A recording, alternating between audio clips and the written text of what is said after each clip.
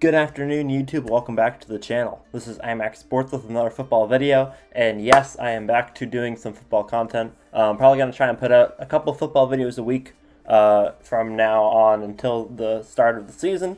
May or may not happen, but that's the hope. NBA playoffs are in full swing, but I want to start making football videos again because I'm getting excited. So, this one is the top 10 NFL quarterbacks for 2022 for the 2022-2023 NFL season.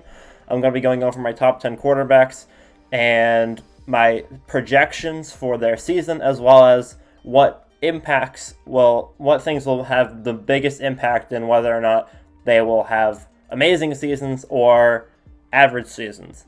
So I'm really excited about this, and I hope you guys are too. So let's get right into it. First off, we have Lamar Jackson. I have Lamar projected at 276 to 430 for 3,200 yards, 28 touchdowns, 10 interceptions, and a 98.8 passer rating. 180 total rushes for 1,075 rushing yards and 5 rushing touchdowns. I think that Lamar is going to have a pretty normal Lamar season. I don't know if I necessarily believe that he is a top 10 quarterback, but I need to put respect on the fact that he got MVP 2 seasons ago.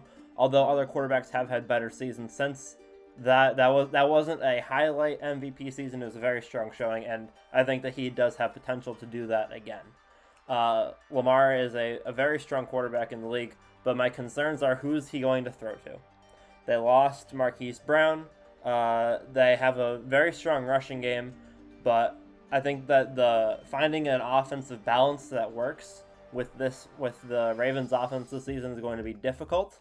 And Lamar's also coming off of an injury from last season. He only missed like 5 games, but he still did get injured, and the team didn't perform very well when he was gone. So it'll be interesting to see how he recovers from the loss of Marquise Brown, Hollywood Brown. It'll be interesting to see if we'll see Lamar from 2019 or if we're going to see Lamar from 2020. 2021 Lamar was closer to 2019, but we'll see how he comes out this year. At number 9, we have Deshaun Watson. Deshaun Watson is the quarterback of the Cleveland Browns currently, and I think that Deshaun Watson is going to have a top 10 season this year. I have him throwing 380 of 550 for 4,550 yards, 34 touchdowns, 14 interceptions, and a quarterback rating of 104.1. I have him carrying the ball 90 times for 420 yards and 3 rushing touchdowns. And points of emphasis for him are a completely new wide receiver room, which could be great or it could be awful. Amari Cooper was brought in from the Dallas Cowboys. And I can't think of the other wide receiver off the top of my head, but they had another big pickup. They don't have Jarvis Landry or Odell Beckham Jr. anymore. So the Browns' offense is getting completely revamped with everyone except for Nick Chubb. So it'll be really interesting to see how not only Deshaun Watson adapts to the new offense, but how the new wide receivers adapt to the Brown system, or how their offense is even going to function.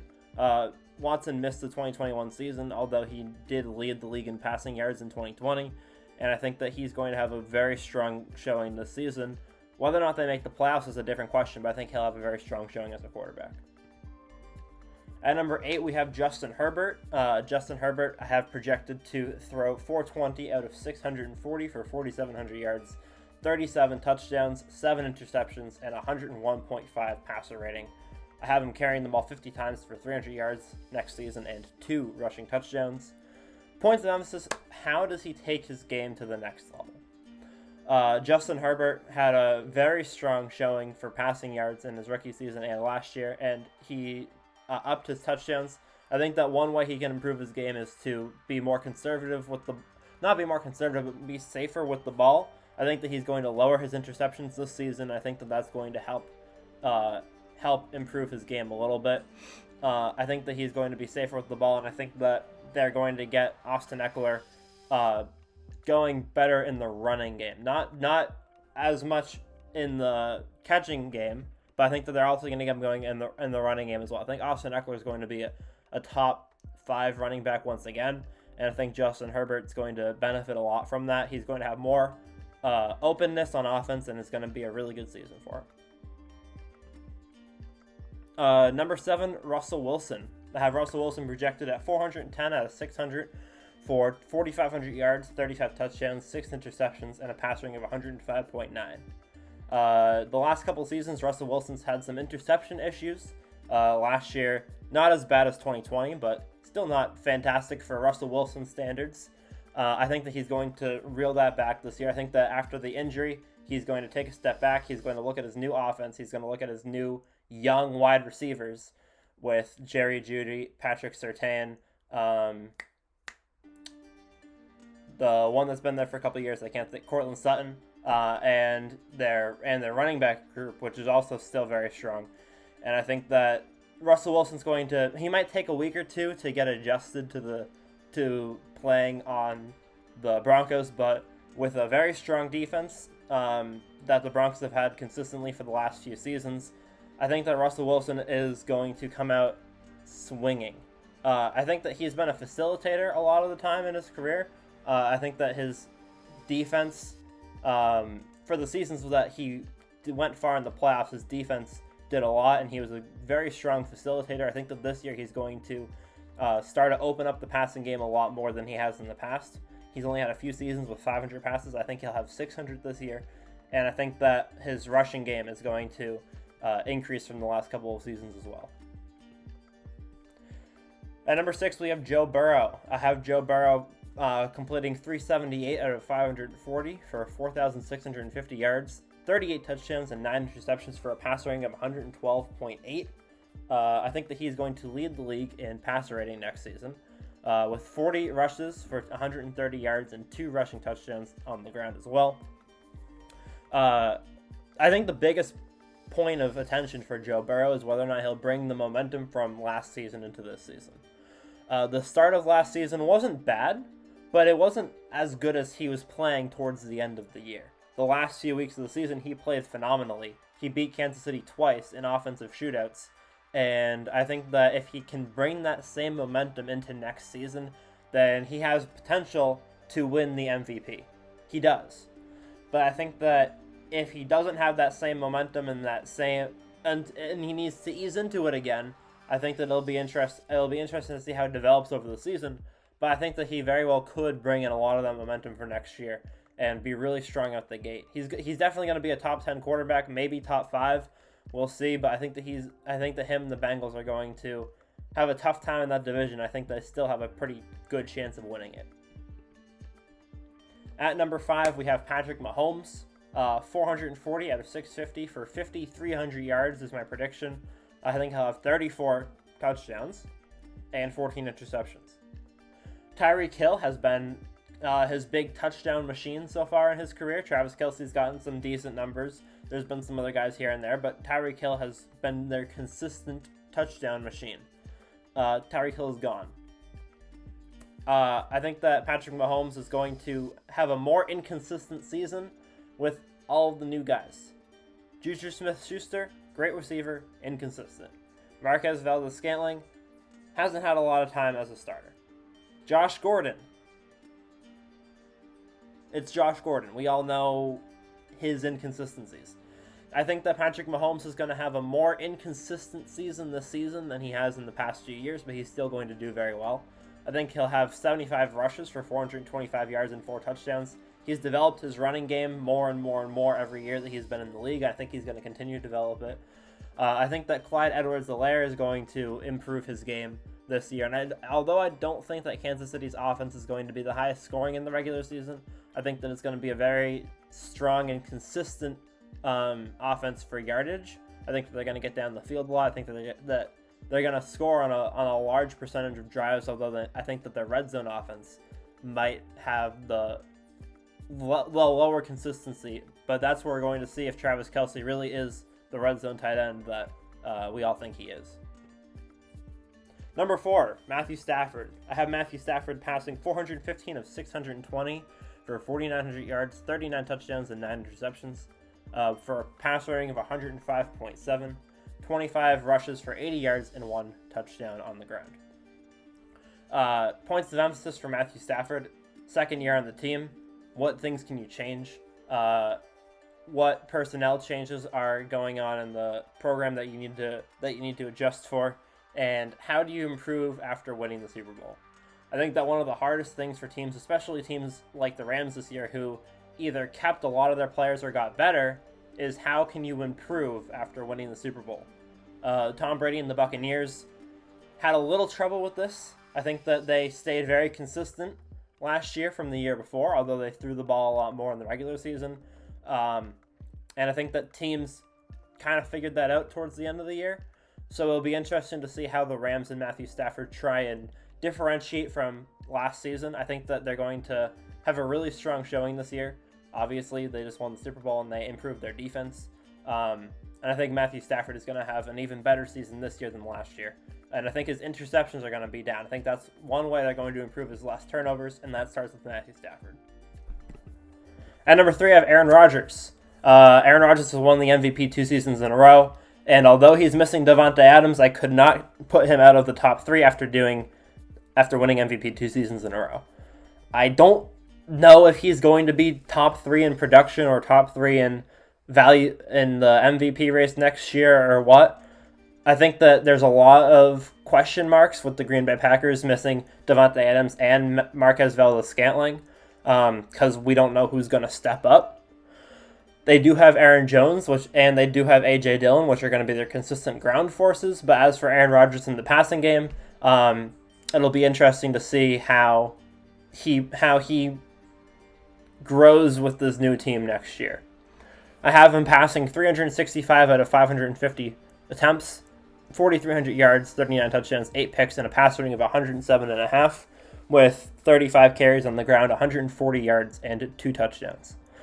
I don't think Aaron will win MVP next year. I think that you kind of need a star wide receiver in order to win MVP. And with Davante Adams gone, that's going to be very difficult. I do think that he will be a top quarterback, obviously. It'll be interesting to see, though, how the offense plays without Davante Adams. At number 2, we have Tom Brady. I have Tom Brady completing 450 out of 670 passes, 5,100 yards, 40 touchdowns, 9 interceptions, and a passer rating of 106.7. 30 rushes for 30 yards and 3 touchdowns on the ground. And points of emphasis, will age be an impact, and no Antonio Brown. We haven't seen age impact Tom Brady yet. Last year he had 43 touchdowns, and he had 5,300 yards. That's one of the best seasons for a quarterback ever for passing touchdowns and yards combined. So obviously age hasn't impacted him yet. He made the NFC Championship game and almost came back from being down 27-3. So, well, he did come back. The Rams just got a last-second touchdown.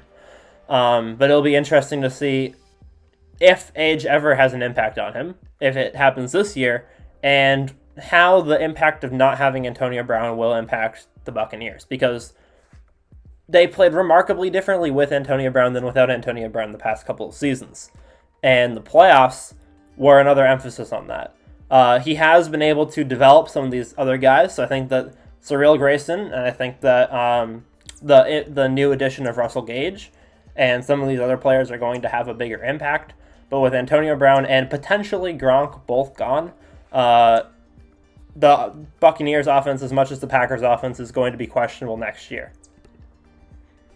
Last but not least, we have Josh Allen at number 1. I think Josh Allen has the best chance of winning the NFL MVP for the 2022-2023 NFL season.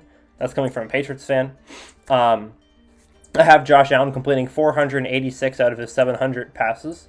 I think he's going to break Tom Brady's record that Tom Brady set last season with one extra touchdown, or one extra completion at 46. Actually, I think that Brady's passer rating here is incorrect. I apologize. I think it's like 104 or something, but that's slightly incorrect, so I apologize for that. The 106 was from Josh Allen, so I apologize. 42 touchdowns, 11 interceptions, and 106.7 passer rating. I think he's also going to have 600 yards on the ground and 8 rushing touchdowns, giving him 6,200 yards and 50 touchdowns. This might be a little overdramatic, a little over the top, a little exaggerated, but I think that Josh Allen is going to have his second breakout season. He already had a breakout season. I think that this is going to put him in because he lost the divisional round to Kansas City, although it was in overtime, and all kinds of people are saying that overtime is rigged and the Bills deserve to win. I think that Josh Allen is going to take that. I think he's going to internalize it. I think he's going to put it into his game. And I think that this will be his second breakout season in 3 years.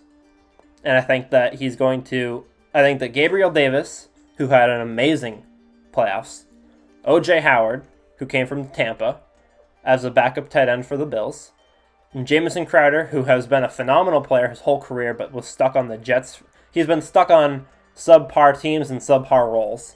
I think that all of these players are going to really help Josh Allen, Stephon Diggs, Dawson Knox, and Isaiah McKenzie to bring their offense to an elite level that it already is elite. I think that they're going to go past there, and that's why I think Josh Allen is going to be the NFL MVP next year with 5,600 passing yards, 42 touchdowns, 600 rushing yards, and 8 rushing touchdowns. So, those are my top 10 quarterbacks for the NFL 2022-2023 season. If there's anyone that I'm missing on this list, please let me know in the comments below. I am so excited for all of you to tell me that Derek Carr should be on this list. I can make a whole video on why Derek Carr is not on this list, but I probably won't do that because I'll get a whole lot of disdain from a lot of people. So I wish Derek Carr all the best. I just can't trust him until I see what he can do with good players. So this is my top 10. Let me know what you think in the comments below. I'll see you guys all in the next one. Peace.